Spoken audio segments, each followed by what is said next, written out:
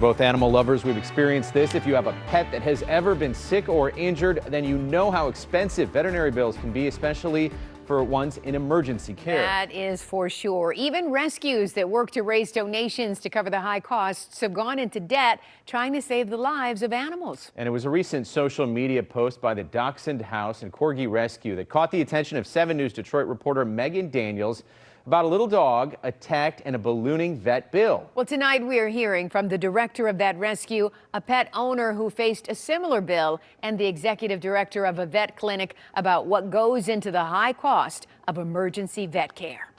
If you have a 4-legged family member, then you know vet bills can be expensive and costs can really skyrocket if your pet needs emergency care. We were lucky. Not everybody has, $13,000 to $16,000, which I believe ended up what her care ended up being. You can't always anticipate an emergency visit to the veterinary hospital, especially in cases like Bindi the dachshund, who was attacked by another dog that cracked her skull. At the time, I think they gave her 50-50 chance. It was really touch and go that first 24 hours. Or Guinevere and Libby, who were attacked by the neighbor's dog while in their backyard. Picked her up in the back and shook her, limp, and she has a slit all the way from here to here, almost decapitated her.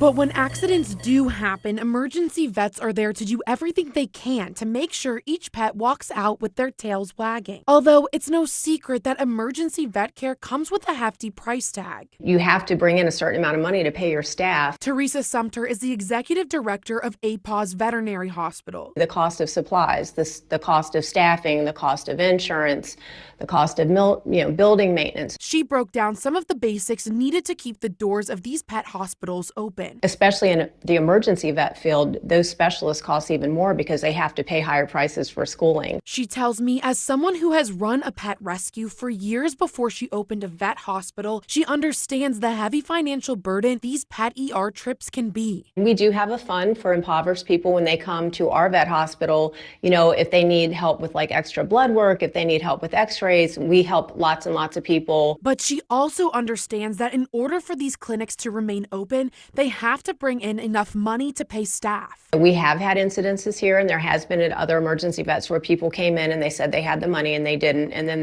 they walk out or they leave their pets and things like that. And that's why a lot of times they do ask for money up front. Teresa says there are some things you can do to make these unforeseen visits a little more affordable, like utilizing pet insurance, or if you can, start an emergency fund, or apply for care credit, which would allow pet owners to make payments. My niece pulled up care credit for me, and they approved me for $11,000. I wish the ER vets specifically, could be a little kinder with their pricing. They're very expensive. In East Point, Megan Daniels, 7 News Detroit. Oh, but so glad that little dog could get help.